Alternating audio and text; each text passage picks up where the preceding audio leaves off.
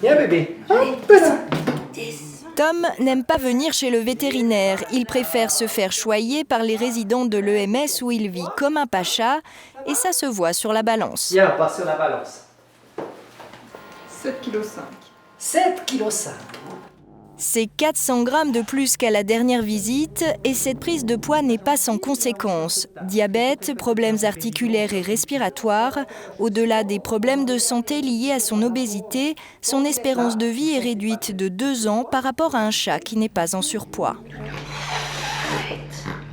Alors il faudrait le mettre un peu au régime. Il mange dans les gamelles des autres et puis en plus il va dans la salle à manger où il y a des résidents qui lui donnent aussi à manger. Les résidents ils comprennent pas toujours qu'il faut pas lui donner et puis eux ils croient qu'ils lui font plaisir et puis c'est tout faux. C'est la vie en EMS. Hein. Une vie relativement douce comparée à certains examens vétérinaires, en particulier la prise de sang.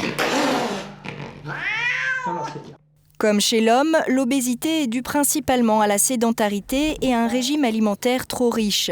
Et Tom est loin d'être un cas isolé, le phénomène s'est accentué ces dernières années. On a eu des chats à 15 kilos.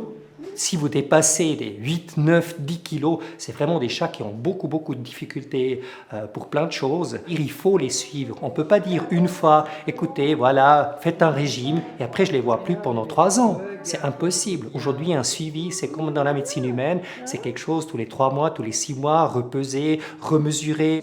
Et ça marche. Cannelle, elle, a perdu plus d'1 kilo.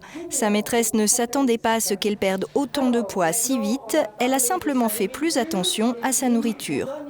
J'ai adapté donc la nourriture à son poids, à son âge, et puis un petit peu à ses envies. J'ai pu faire des expériences. Je préfère mettre le prix pour avoir la qualité, la santé, le bien-être de l'animal.